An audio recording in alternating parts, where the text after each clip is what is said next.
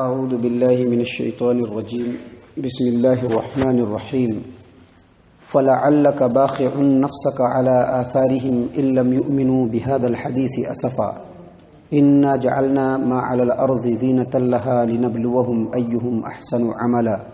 وانا لجاعلون ما علیہا صعیدا جرزا۔ محترم سامعین کرام، یہ سورۃ الکہف ہے، سورۃ الکہف سورہ نمبر 18، اور اسی صورت سے ابھی آپ کے سامنے آیت نمبر 7، آیت نمبر 6، آیت نمبر 7 اور آیت نمبر 8، یہ 3 آیات تلاوت کی گئی۔ معزز سامعین کرام، کل آپ کے سامنے سورۃ الکہف کی پہلی 5 آیات تلاوت کی گئی، اس کا ترجمہ اور تفسیر پیش کیا گیا، اور ساتھ ہی ساتھ یہ بھی بتلایا گیا تھا کہ اس سورت کے نازل ہونے کا ایک سبب ہے، ایک بیک گراؤنڈ ہے جو مفسرین نے بیان فرمائے ہیں۔ مثال کے طور پر تفسیر الطبری کے اندر اور امام ابن ہشام کی کتاب السیرۃ النبویہ کے اندر امام المغازی محمد بن اسحاق فرماتے ہیں کہ ہم لوگوں سے ایک شیخ جو 40 سال پہلے مکہ میں ملے تھے، انہوں نے اکرمہ سے، اور اکرمہ نے عبداللہ ابن عباس رضی اللہ عنہما سے بیان کیا کہ مکہ والوں نے نضر بن حارث اور عقبہ بن ابی معیط کو نبی اکرم صلی اللہ علیہ وسلم کے حالات معلوم کرنے کے لیے اور آپ صلی اللہ علیہ وسلم کے بارے میں جانکاری لینے کے لیے مدینے کے یہودیوں کے علماء کے پاس بھیجا کہ جاؤ، وہ لوگ اہل کتاب ہیں، نبیوں کے بارے میں یہ ہم سے زیادہ جانتے ہیں، ان کے پاس جاؤ، محمد صلی اللہ علیہ وسلم کے حالات بتلاؤ، ان کے ارشادات سناؤ اور پوچھو کہ یہ کیسے آدمی ہے۔ یہ لوگ مکہ سے چل کر کے مدینہ پہنچے، احبار یہود کے پاس پہنچے، وہاں پر جا کر کے نبی صلی اللہ علیہ وسلم کے پورے حالات بتلائے، آپ صلی اللہ علیہ وسلم کے ارشادات اس کے سامنے رکھے اور کہا کہ آپ لوگ اہل کتاب ہیں، آپ لوگوں کے پاس کتاب ہے، علم ہے، بتلائیے کہ یہ جو شخص ہیں محمد صلی اللہ علیہ وسلم، یہ کیا ہے، ان کے بارے میں ہم کو کیسا رویہ اختیار کرنا چاہیے۔ کہا کہ تم لوگ ان کے سامنے 3 سوال رکھو، اگر انہوں نے 3 سوالوں کے جواب دے دیے تو سمجھ لو کہ یہ نبی مرسل ہے، اللہ تبارک و تعالیٰ کی طرف سے بھیجے ہوئے ہیں، تم ان کی اتباع کر لینا۔ پہلا سوال یہ ہونا چاہیے کہ تم ان سے ان نوجوانوں کے بارے میں پوچھو جو پچھلے زمانے میں تھے، اور وہ نوجوان جو ہے گم ہو گئے، کھو گئے، ان کا کیا واقعہ ہے، کیونکہ ان کا واقعہ بڑا عجیب ہے، ان کے بارے میں ان سے پوچھو، اور ان سے پوچھو کہ ایک ایسا سیاح جس نے دنیا کے اندر سیر و سیاح شروع کی تو جب وہ مشرق سے چلا تو مغرب کی طرف پہنچ گیا، اس سیاح کے بارے میں پوچھو، اور ان سے پوچھو کہ روح کسے کہتے ہیں۔ یہ لوگ ان سے یہ سوال لے کر کے چلے آئے، اور آنے کے بعد مکہ والوں کے سامنے آ کر کے کہا کہ ہمیں احبار یہود نے ایسے 3 سوالات دیے ہیں جو ہمارے اور محمد صلی اللہ علیہ وسلم کے درمیان فیصلہ ہوگا، اگر وہ ان باتوں کے جواب دے دیں گے تو ان کو نبی مانا جائے گا،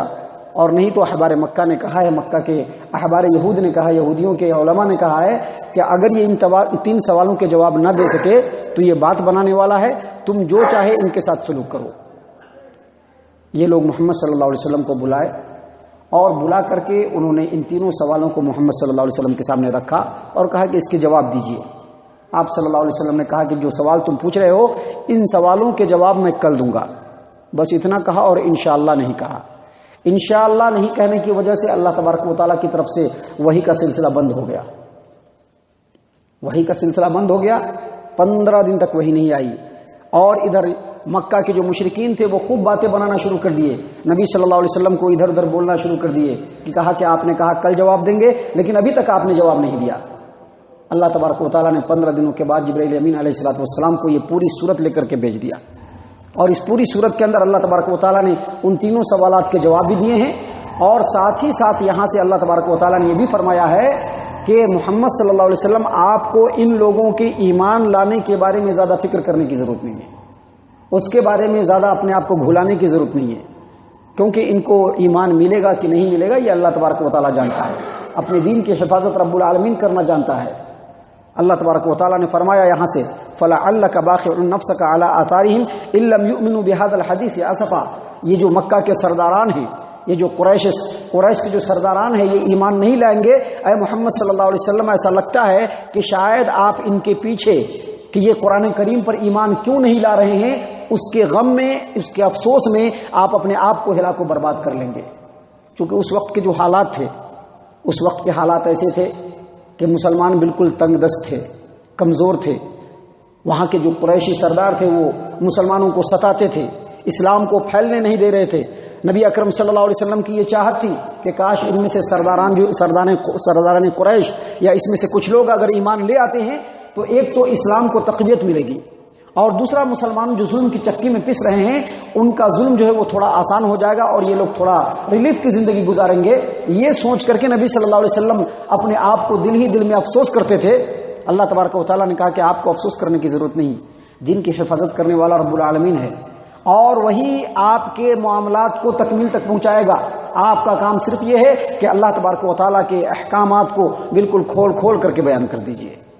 اسی بات کو اللہ تبارک و تعالیٰ نے یہاں پر فرمایا کہ اے محمد صلی اللہ علیہ وسلم شاید آپ اپنے آپ کو ان کے پیچھے تباہ و برباد کر لیں گے اس وجہ سے کہ وہ لوگ اس قرآن کریم کے اوپر ایمان کیوں نہیں لاتے ہیں۔ اس کے بعد اللہ تبارک و تعالیٰ نے اگلی دو آیت کریمہ کے اندر یعنی آیت نمبر 7 اور آیت نمبر 8 میں دو بڑی اہم ترین باتیں بتلائی ہیں جو اس سے پہلے بھی مضمون گزرا ہے اور برابر آپ نے سنا ہے۔ اللہ فرماتے ہیں انا جعلنا ما علی الارض زینۃ لہا لنبلوہم ایہم احسن عملا، اس زمین کے اوپر جو کچھ ہے ہم نے زمین کی زینت بنا دیا ہے، زمین کی خوبصورتی بنا دیا ہے۔ کیوں؟ تاکہ اس کے ذریعے سے لوگوں کو آزمائیں، مکہ والوں کو آزمائیں، مکہ والوں کے بعد جو قیامت تک آنے والے لوگ ہیں ان کو آزمائیں کہ کون عمل میں اچھا ہے۔ کیا مطلب یہ کہ اس زمین کے اوپر جو کچھ ہے، چاہے زمین ہے، زمین کی سرسبزی شادابی ہے، زمین کے اوپر انسان ہے، انسان کے رشتے اور ناطے ہیں، ان کے ماں اور باپ ہے، بیویاں ہیں، بچے ہیں، ان کے کاروبار ہیں، ان کے اچھی اچھی بلڈنگیں ہیں، ان کے آرام و آشائش ہیں، ان تمام چیزوں کو اللہ نے خوبصورت بنا دیا۔ کیوں؟ تاکہ اس کے ذریعے سے لوگوں کو آزمائیں کہ کون نیک عمل کرتا ہے۔ اللہ کے رسول صلی اللہ علیہ وسلم کا فرمان ابو مسلمہ ابو نضرہ سے اور وہ ابو سعید خدری رضی اللہ عنہ سے روایت کرتے ہیں کہ نبی صلی اللہ علیہ وسلم نے فرمایا کہ یہ دنیا میٹھی ہے نا، بڑی میٹھی لگتی ہے۔ اگر اچھا کاروبار مل جائے تو بڑا میٹھا لگتا ہے دنیا، کاروبار خوب چلنے لگے تو بڑی میٹھی لگنے لگتی ہے دنیا، اگر پیسہ نہ ہو تو لگتا ہے کہ دنیا سے مر جانا بہتر ہے۔ حالانکہ پیسہ دینے والا بھی رب ہے اور ہاتھ کو تنگ کرنے والا بھی رب ہے۔ ایک مومن جو ہوتا ہے وہ مال کی بہتات کی صورت میں بھی اللہ کا شکر ادا کرنے والا ہوتا ہے اور اچھے اعمال انجام دینے والا ہوتا ہے، اور ایک مومن جو ہوتا ہے اگر اس کو تنگ دستی آتی ہے اس وقت بھی وہ رب العالمین کا شکریہ ادا کرنے والا ہوتا ہے، رب کے فیصلے پر صبر کرنے والا ہوتا ہے اور رب کی نظر میں سخرو بننے والا ہوتا ہے۔ اللہ نے فرمایا ان الدنیا، اللہ کے رسول صلی اللہ علیہ وسلم نے فرمایا ان الدنیا حلوۃ وخضرۃ، یہ جو دنیا ہے بڑی میٹھی ہے، سرسبز و شاداب ہے، ہر کچھ اچھا لگتا ہے۔ ذرا دیکھیے تو رشتے ناطے اچھے لگتے ہیں، گھر دوار اچھا لگتا ہے، بزنس و بیپار اچھا لگتا ہے، اور اس کے لیے بعض انسان ایمان کی کمزوری کی وجہ سے کچھ بھی کر دینے کے لیے تیار ہوتا ہے، کیونکہ اللہ اس سے آزماتا ہے۔ اللہ کے رسول صلی اللہ علیہ وسلم نے فرمایا کہ اے لوگو، اللہ تبارک و تعالی نے اس دنیا کو شیریں بنایا ہے، میٹھا بنایا ہے، سرسبز و شاداب بنایا ہے، اور اللہ تبارک و تعالی مزید فرماتے ہیں کہ لوگو تم کو ہم اس دنیا کے اندر جانشین بنانے والے ہیں۔ کیوں جانشین بنانے والے ہیں؟ دنیا دیں گے تاکہ تم کو آزمائیں کہ تم کیسا عمل کرتے ہو، عمل کے اعتبار سے کس طرح کا رخ اختیار کرتے ہو، اللہ تبارک و تعالیٰ کے فرما برداری کا رخ اختیار کرتے ہو کہ اپنے نفس کی خواہشات کو پورا کرنے کے لیے جو چاہے کر گزرتے ہو۔ اللہ یہ دیکھنا چاہتا ہے۔ اس کے بعد نبی اکرم صلی اللہ علیہ وسلم نے فرمایا فاتقوا الدنیا، دنیا سے بچو۔ دنیا سے بچو کیا مطلب؟ دنیا سے بچو کا مطلب یہ ہے کہ دنیا کو اللہ تبارک و تعالیٰ کے حکم کے تابع کر دو۔ دنیا سے بچنے کا مطلب یہ ہے، دنیا سے بچنے کا مطلب یہ نہیں ہے کہ دنیا کو چھوڑ دو اور چلے جاؤ پہاڑ کے کھو میں، نہیں، دنیا کے اندر رہ کر کے اپنے آزمائش پر کھڑے اترو، کسوٹی پر کھڑے اترو، لوگوں کے بیچ میں رہو، اللہ تبارک و تعالیٰ کے فضل کو بھی دیکھو اور اللہ تبارک و تعالیٰ کے حکم کو بھی دیکھو اور اس کے درمیان چلو۔ اللہ کے رسول صلی اللہ علیہ وسلم نے فرمایا فاتقوا الدنیا، دنیا سے بچو، واتقوا النساء، اور عورتوں سے بھی بچو، عورتوں سے بھی ڈرو۔ اور پھر فرمایا کہ بنی اسرائیل میں سب سے پہلا جو فتنہ اٹھا تھا وہ عورتوں ہی کی طرف سے اٹھا تھا۔ محترم سامعین کرام، اللہ تبارک و تعالیٰ نے اسی بات کو یہاں پر بیان فرمایا کہ دنیا کے اوپر جو کچھ بھی ہے، دنیا کے اندر جو کچھ بھی ہے، زمین کے اوپر جو کچھ بھی ہے، اس کو ہم نے خوبصورت بنا دیا ہے۔ لیکن خوبصورت بنایا تو اس کا مطلب نہیں کہ تمہارے آنکھ کو اندھا بنا دیا ہے، بلکہ آنکھ کو کھلا ہوا رکھا ہے، تمہارا دماغ کھلا ہوا رکھا ہے، تمہارے دل کے اندر سوچ و فکر اور غور و فکر رکھا ہے، تمہارے رہنمائی کے لیے قرآن کریم اتارا ہے، تمہارے رہنمائی کے لیے محمد صلی اللہ علیہ وسلم کو مبعوث کیا ہے، ان کی تعلیمات کو محفوظ کیا ہے تاکہ ان کی روشنی میں دنیا کو دیکھو، دنیا کی خوبصورتی کو دیکھو، دنیا میں جو کچھ مل رہا ہے اس کو دیکھو اور کیا کرنا ہے اس کو دیکھو۔ اللہ نے فرمایا انا جعلنا ما علی الارض زینۃ لها لنبلوہم ایہم احسن عملا، زمین کے اوپر جو کچھ ہے اس کو ہم نے خوبصورت بنایا ہے زمین کے لیے، اور اس لیے ایسا بنایا تاکہ اس کے ذریعے سے ہم لوگوں کو آزمائے کہ کون نیک اعمال انجام دیتا ہے۔ آگے اللہ تبارک و تعالیٰ فرماتے ہیں وَإِنَّا لَجَاعِلُونَ مَا عَلَيْهَا سَعِيدًا جُرُزًا، یہ دیکھ رہے ہو دنیا جس کے اندر ہریالی ہے، خوبصورتی ہے، دنیا کے اوپر تاروں بھرا آسمان ہے، چاند نکلتا ہے، سورج نکلتا ہے، اللہ نے تم کو پیدا کیا ہے، تمہارے بیوی بچوں کو پیدا کیا ہے، تمہارے ماں باپ کو پیدا کیا ہے، تمہارے رشتوں ناتوں کو پیدا کیا ہے، تمہارے کاروبار کو رب العالمین نے بنایا ہے، یہ ساری چیزوں کو دیکھو کیسا لگ رہا ہے، ہرا بھرا۔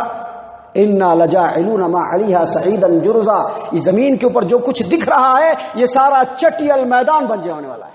آج دکھ رہا ہے کل نہیں دکھے گا۔ دراصل یہ دونوں آیت کریمہ اللہ تبارک و تعالیٰ نے جو نازل فرمایا اس کے پیچھے جو اصل پس منظر ہے وہ یہ کہ یہ جو مکہ والے جن کے درمیان محمد صلی اللہ علیہ وسلم آئے اور محمد صلی اللہ علیہ وسلم کی جو دعوت ان کے آنکھوں میں کھٹکنے لگی، کیونکہ یہ بڑی خوشحالی کی زندگی گزار رہے تھے، بڑی آسودگی کی زندگی گزار رہے تھے، بہترین کاروبار تھا، مکہ کے اندر سرداریت ملی ہوئی تھی، چودراہٹ ملی ہوئی تھی، ہر اعتبار سے آرام تھا، سکون تھا، اچھائی تھی، آشائش تھی۔ محمد صلی اللہ علیہ وسلم کی دعوت آتے ہی ان کو لگا کہ یہ ہمارے راستے کے ڈورا ہیں، یہ ہمارے راستے کے کانٹا ہیں، اگر ان کی دعوت کو قبول کیے تو یہ جو ہماری جو کنٹینیوٹی چل رہی ہے آرام و آشائش کی، عیش پرستی کی، اور جو ہم اس طرح سے سرداری کے اندر موجود ہیں اور اس طرح سے ہمارا جو کاروبار چل رہا ہے یہ سب ختم ہو جائے گا، یہ سوچ کر کے انہوں نے محمد صلی اللہ علیہ وسلم کے سامنے روڑ آٹ کرنا شروع کر دیا کہ ان کو ہی ہٹا دیا جائے، معاملہ ہی ختم ہو جائے گا، ان کو ہٹا دیا جائے گا، سارا معاملہ ختم ہو جائے گا۔ لیکن ایسا نہیں ہوتا ہے، اللہ تبارک و تعالیٰ جو چاہتا ہے وہ ہوتا ہے، تمہارے چاہنے سے کچھ نہیں ہوتا ہے، رب کے چاہنے سے سب ہوتا ہے، تمہارے چاہنے سے کچھ نہیں ہوتا ہے۔ اللہ تبارک و تعالیٰ یہی مکہ والوں کو بتلانا چاہ رہے ہیں کہ آج جو اس دنیا کو لے کر کے تم اللہ تبارک و تعالیٰ کے پیغام کو ٹھکرانا چاہتے ہو، محمد صلی اللہ علیہ وسلم کو اپنے راستے سے ہٹانا چاہتے ہو، جس دنیا کے لیے ایسا کر رہے ہو کل یہ دنیا نہیں رہے گی، نہ اس میں تمہارے ماں باپ رہیں گے، نہ تمہارے رشتے ناتے رہیں گے، نہ تمہارا کاروبار رہے گا، نہ تمہارا گھر رہے گا، نہ تمہاری چلت پھرت رہے گی، نہ تمہاری چودراہٹ رہے گی، نہ اس زمین کے اوپر سرسبزی ہوگی، نہ ہی خوبصورتی ہوگی، بلکہ پوری زمین چٹیل میدان ہو جائے گی۔ اور اس وقت کام آنے والی کون سی چیز ہوگی؟ یہی تمہارے نیک اعمال،